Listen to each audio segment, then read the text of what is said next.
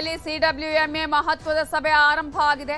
CWRC ಸೂಚನೆ ಪ್ರಶ್ನಿಸಿ ಕರ್ನಾಟಕ ಸರ್ಕಾರ ಅರ್ಜಿಯನ್ನು ಕೂಡ ಸಲ್ಲಿಸಿದೆ. ಸಿಡಬ್ಲ್ಯೂಎಂಎನಲ್ಲಿ ಕರ್ನಾಟಕದ ವಾದವನ್ನ ಮಂಡನೆ ಮಾಡಲಾಗುತ್ತೆ.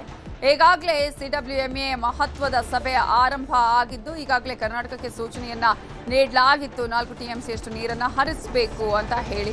ಈ ಹಿನ್ನೆಲೆಯಲ್ಲಿ ಕರ್ನಾಟಕದಲ್ಲೇ ಇಲ್ಲಿ ನೀರಿಲ್ಲ, ಇಲ್ಲೇ ಮಳೆ ಆಗಿಲ್ಲ, ಕುಡಿಯೋದಕ್ಕೆ ನೀರಿಲ್ಲ ಅನ್ನುವಂತಹ ಸಂದರ್ಭದಲ್ಲಿ ಹೇಗೆ ನೀರು ಬಿಡೋದು ಅನ್ನುವಂತಹ ಪ್ರಶ್ನೆ. ನಮಗೆ ನೀರಿಲ್ಲ, ತಮಿಳುನಾಡಿಗೆ ನೀರು ಬಿಡೋದು ಹೇಗೆ? ಕಾವೇರಿ ಕೊಳ್ಳದಲ್ಲಿ ಮಳೆ ಕೊರತೆ ಬಗ್ಗೆ ವಿವರಣೆಯನ್ನ ನೀಡಲಾಗುತ್ತೆ. ಈ ಸಭೆಯಲ್ಲಿ ಜಲಾಶಯಗಳಲ್ಲಿನ ನೀರಿನ ಮಟ್ಟದ ವಸ್ತುಸ್ಥಿತಿಯ ವರದಿಯನ್ನ ಅಲ್ಲಿ ಹೇಳಲಾಗುತ್ತೆ. ರಾಜ್ಯದ ವಾಸ್ತವ ಸ್ಥಿತಿ ಏನು, ಇಲ್ಲಿರುವಂತಹ ವಾಸ್ತವಾಂಶ ಏನು ಅನ್ನೋದನ್ನ ಪ್ರಾಧಿಕಾರದ ಮುಂದಿಟ್ಟು ವಾದವನ್ನ ಮಂಡಿಸ್ತಾ ಇದೆ ಕರ್ನಾಟಕ. ಇವತ್ತೇ ಆದೇಶ ಹೊರಬೀಳುವಂತಹ ಸಾಧ್ಯತೆ ಇದೆ.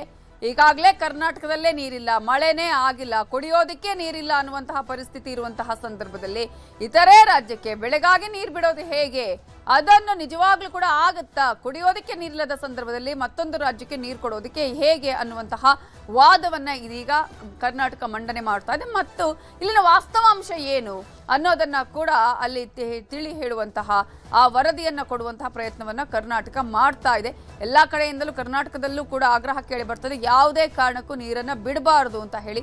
ಕಾರಣ ನೀರಿದ್ರೆ ಯಥೇಚ್ಛವಾಗಿ ನೀರು ಬಿಡಬಹುದು. ನೀರೇ ಇಲ್ಲದಂತಹ ಸಂದರ್ಭದಲ್ಲಿ ಇನ್ನೂ ಕೂಡ ಮಳೆ ಆಗಿಲ್ಲ, ಈಗಾಗಲೇ ನಮಗೆ ಇಲ್ಲಿ ನೀರಿಲ್ಲದಂತಹ ಸಂದರ್ಭದಲ್ಲಿ ಅವರಿಗೆ ನೀರು ಬಿಡೋದು ಹೇಗೆ ಅನ್ನುವಂತಹ ಒಂದು ವಿಚಾರ ಎಲ್ಲರೂ ಕೂಡ ಇದಕ್ಕೆ ಸರ್ಕಾರವನ್ನ ಒತ್ತಾಯಿಸ್ತಾ ಇದ್ದಾರೆ. ಇದೇ ವಿಚಾರಕ್ಕೆ ಸಂಬಂಧಪಟ್ಟ ಹಾಗೆ ಇನ್ನಷ್ಟು ಡೀಟೇಲ್ಸ್ ಅನ್ನ ಕೊಡೋದಕ್ಕೆ ನಮ್ಮ ಪೊಲಿಟಿಕಲ್ ಬ್ಯೂರೋ ಹೆಡ್ ಆಗಿರುವಂತಹ ಚಿದಾನಂದ ಪಟೇಲ್ ಈಗ ನೇರ ಸಂಪರ್ಕದಲ್ಲಿ ಜಾಯ್ನ್ ಆಗಿದ್ದಾರೆ. ಚಿದಾನಂದ ಪಟೇಲ್, ಈಗಾಗಲೇ ಸಿಡಬ್ಲ್ಯೂಎಂಎ ಒಂದು ಸಭೆ ನಡೀತಾ ಇದೆ. ಈ ಸಭೆಯಲ್ಲಿ ಕರ್ನಾಟಕ ಯಾವ ರೀತಿಯಾಗಿ ವಾದ ಮಂಡನೆ ಮಾಡ್ತಾ ಇದೆ? ಅಟ್ಲೀಸ್ಟ್ ಈ ಒಂದು ವಾದ ಮಂಡನೆಯಿಂದ ಆದ್ರೂ ಕರ್ನಾಟಕ ನೀರು ಬಿಡೋದನ್ನ ತಪ್ಪಿಸೋದಕ್ಕೆ ಸಾಧ್ಯ ಆಗಬಹುದಾ, ಹೇಗೆ?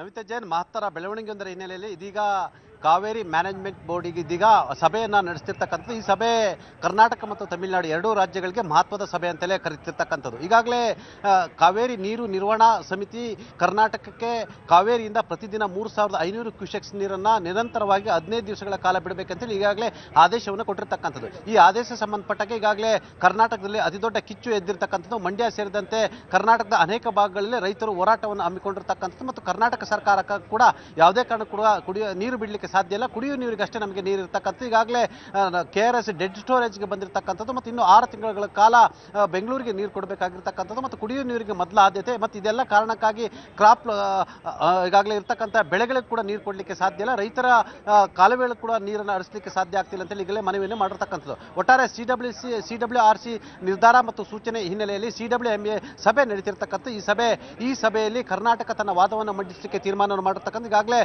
ಮೇಲ್ಮನವಿಯನ್ನು ಕೂಡ ಸಲ್ಲಿಸಿರ್ತಕ್ಕಂಥ.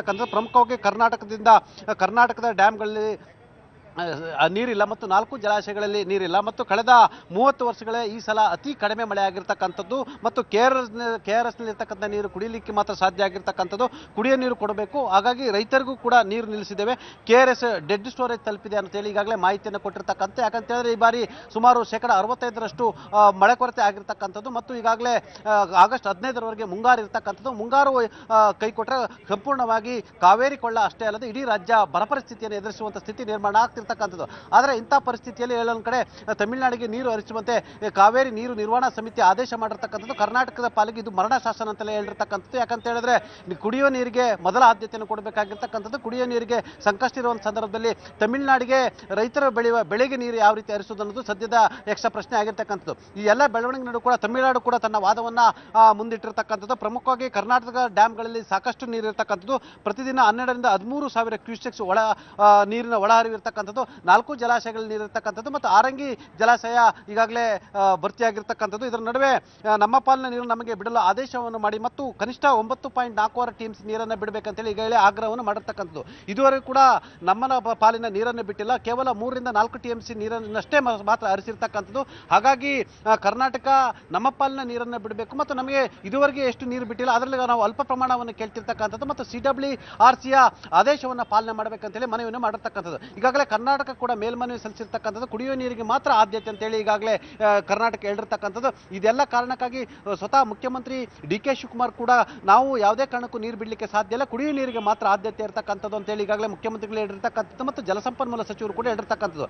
ಮತ್ತೊಂದು ಕಡೆ ನೀರು ಬಿಡಲೇಬೇಕಂತೇಳಿ ಆಗ್ರಹವನ್ನು ಮಾಡಿರ್ತಕ್ಕಂಥದ್ದು. ಈ ಆಗ್ರಹದ ನಡುವೆ ಆಗಸ್ಟ್ 3ನೇ ತಾರೀಕು ಕರ್ನಾಟಕದ ಮುಖ್ಯಮಂತ್ರಿ ಹಾಗೂ ತಮಿಳುನಾಡು ಮುಖ್ಯಮಂತ್ರಿ ನಡುವೆ ಬೆಂಗಳೂರಿನ ವಿಧಾನಸೌಧದಲ್ಲಿ ಮಹತ್ತರ ಮತ್ತು ಪ್ರಮುಖ ಸಭೆ ಇರತಕ್ಕಂಥದ್ದು. ಈ ಸಭೆ ಮಹತ್ವದ ಸಭೆ ಅಂತ ಹೇಳಲಾಗ್ತಿರ್ತಕ್ಕಂಥದ್ದು. ಒಂದು ಕಡೆ ಯಾವುದೇ ಕಾರಣಕ್ಕೂ ಕೂಡ ತಮಿಳುನಾಡಿನ ಮುಖ್ಯಮಂತ್ರಿ ಜೋಸೆಫ್ ವಿಜಯ್ ರವರು ಕರ್ನಾಟಕಕ್ಕೆ ಹೋಗಬಾರ್ದು ಅಂತೇಳಿ ವಿಪಕ್ಷಗಳು ಕೂಡ ಆಗ್ರಹವನ್ನು ಮಾಡಿರ್ತಕ್ಕಂಥದ್ದು ಮತ್ತು ಅಲ್ಲಿನ ರೈತರು ಕೂಡ ಪ್ರತಿಭಟನೆಯನ್ನು ಆರಂಭಿಸಿರ್ತಕ್ಕಂಥದ್ದು. ಇದರ ನಡುವೆ ಕರ್ನಾಟಕ CWRC ಆದೇಶ ಮಾಡಿ 2 ದಿನಗಳು ಕಳೆದಿದ್ರು ಕೂಡ ಇದುವರೆಗೂ ಕೂಡ ನೀರನ್ನು ಬಿಟ್ಟಿಲ್ಲ. ಈಗಾಗಲೇ CWMA ಮೇಲೆ ಮುಂದೆ ಮೇಲ್ಮನವಿ ಸಲ್ಲಿಸಿರ್ತಕ್ಕಂಥದ್ದು. ಮತ್ತೊಂದು ಕಡೆ ರೈತರು ಕೂಡ ಪ್ರತಿಭಟನೆಯನ್ನು ಮಾಡ್ತಿರ್ತಕ್ಕಂಥ. ಇದರ ನಡುವೆ ವಿಜಯ್ ರವರು ಕರ್ನಾಟಕದ ಮುಖ್ಯಮಂತ್ರಿಗಳ ಜೊತೆ ಚರ್ಚೆಯನ್ನು ಮಾಡ್ತಿರ್ತಕ್ಕಂಥದ್ದು ಮತ್ತು ಅಗತ್ಯ ಬಿದ್ದರೆ ಎಲ್ಲೊಂದು ಕಡೆ ವಿಜಯ್ ಜೊತೆ ಚರ್ಚೆ ಮಾಡಿ ಏರಿಯಲ್ ಸರ್ವೆ ಕೂಡ ಮಾಡಲಿಕ್ಕೆ ನಾನು ಸಿದ್ಧನಿದ್ದೇನೆ ಅಂತೇಳಿ ಕರ್ನಾಟಕದ ಮುಖ್ಯಮಂತ್ರಿ DK ಶಿವಕುಮಾರ್ ಕೂಡ ಹೇಳಿರ್ತಕ್ಕಂಥದ್ದು. ಆ ಮುಖಾಂತರ ಆಶಾದಾಯಕ ಬೆಳವಣಿಗೆ ಅಂತೇಳಿ ಹೇಳಿರ್ತಕ್ಕಂಥದ್ದು. ಒಟ್ಟಾರೆ ಮೇಕೆದಾಟು ಯೋಜನೆ ಒಂದು ಕಡೆ, ಮತ್ತೊಂದು ಕಡೆ ಕಾವೇರಿ ನೀರಿನ ಸಮಸ್ಯೆ ಇದೀಗ ಎದುರಾಗಿರ್ತಕ್ಕಂಥದ್ದು. ಇದರ ನಡುವೆ CWMA ಸಭೆ ನಡೀತಿರ್ತಕ್ಕಂಥದ್ದು. ಇದೀಗ ಸಭೆ ಆರಂಭ ಆಗಿರ್ತಕ್ಕಂಥದ್ದು. ಸಭೆಯಲ್ಲಿ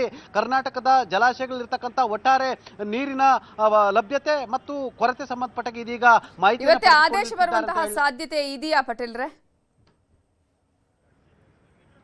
ಸದ್ಯ CWMA ಇವತ್ತಿನ ಸಭೆಯಲ್ಲಿ ಒಂದು ತಾರ್ಕಿಕ ಹಂತಕ್ಕೆ ಬರುವ ಸಾಧ್ಯತೆ ಇದೆ ಅಂತ ಹೇಳಲಾಗ್ತಿದೆ. ಯಾಕಂತ ಹೇಳಿದ್ರೆ CWRC ಕೂಡ ನೀವು CWMAಗೆ ಏನು ಮನವಿಯನ್ನು ಸಲ್ಲಿಸಬಹುದು ಅನ್ನೋ ಒಂದು ಮಾತನ್ನು ಹೇಳಿತ್ತು. ಹಾಗಾಗಿ CWMA ಇವತ್ತು ವಿಸ್ತೃತವಾದ ಚರ್ಚೆಯನ್ನ ನಡೆಸಿ ಇನ್ನು ಇವತ್ತು ಕೂಡ ಆದೇಶವನ್ನು ಮಾಡಬಹುದು ಅಥವಾ ಆದೇಶವನ್ನ ಪೆಂಡಿಂಗ್ ಇಟ್ಟು ನಾಳೆ ಅಥವಾ ನಾಡಿದ್ದು ಆದೇಶವನ್ನು ಕೊಡಬಹುದು. ಸದ್ಯದ ವಸ್ತುಸ್ಥಿತಿಗೆ ಸಂಬಂಧಪಟ್ಟ CWMA ಇದೀಗ ಮಾಹಿತಿಯನ್ನು ಪಡೆದಿರ್ತಕ್ಕಂಥದ್ದು ಮತ್ತು ಕರ್ನಾಟಕ ಮತ್ತು ತಮಿಳುನಾಡಿನ ವಸ್ತುಸ್ಥಿತಿಗೆ ಸಂಬಂಧಪಟ್ಟ ಜಲತಜ್ಞರೊಂದಿಗೆ ಈಗಾಗಲೇ ಮಾಹಿತಿಯನ್ನು ಪಡೆದುಕೊಂಡಿರ್ತಕ್ಕಂಥದ್ದು. ಪ್ರಮುಖವಾಗಿ ಕರ್ನಾಟಕಕ್ಕೆ ಕುಡಿಯುವ ನೀರಿನ ಆದ್ಯತೆ ಇರ್ತಕ್ಕಂಥದ್ದು, ತಮಿಳುನಾಡಿಗೆ ತಾನು ಬೆಳೆತಕ್ಕಂಥ ಬೆಳೆಗೆ ನೀರು ಬೇಕಾಗಿರ್ತಕ್ಕಂಥದ್ದು. ಹಾಗಾಗಿ ಈಗಾಗಲೇ ಸುಪ್ರೀಂ ಕೋರ್ಟ್ನ ಹಲವಾರು ಆದೇಶಗಳು ಮತ್ತು ಮಧ್ಯಂತರ ಆದೇಶಗಳಲ್ಲಿ ಯಾವುದೇ ರಾಜ್ಯಗಳಲ್ಲಿ ಬರ ಪರಿಸ್ಥಿತಿ ಬಂದಂಥ ಸಂದರ್ಭದಲ್ಲಿ ಅಲ್ಲಿ ಕುಡಿಯುವ ನೀರಿಗೆ ಮೊದಲ ಆದ್ಯತೆಯನ್ನು ಕೊಡಬೇಕಂತ ಈಗಾಗಲೇ ಸುಪ್ರೀಂ ಕೋರ್ಟ್ನಲ್ಲಿ ಅನೇಕ ತೀರ್ಪುಗಳು ಬಂದಿರತಕ್ಕಂಥದ್ದು. ಈ ತೀರ್ಪಿನ ನಡುವೆ ಕೂಡ ಕರ್ನಾಟಕದಲ್ಲಿ ಕುಡಿಯುವ ನೀರಿಗೆ ನಮ್ಮ ಆದ್ಯತೆ ಅಂತೇಳಿ ಸರ್ಕಾರ ಕೂಡ ಹೇಳಿರ್ತಕ್ಕಂಥದ್ದು ಮತ್ತು ಬೆಂಗಳೂರು ಕಾವೇರಿ ನೀರನ್ನೇ ಎಲ್ಲೊಂದು ಕಡೆ ಕುಡಿಯುವ ನೀರಿಗೆ ಡಿಫೆಂಡ್ ಆಗಿರ್ತಕ್ಕಂಥದ್ದು.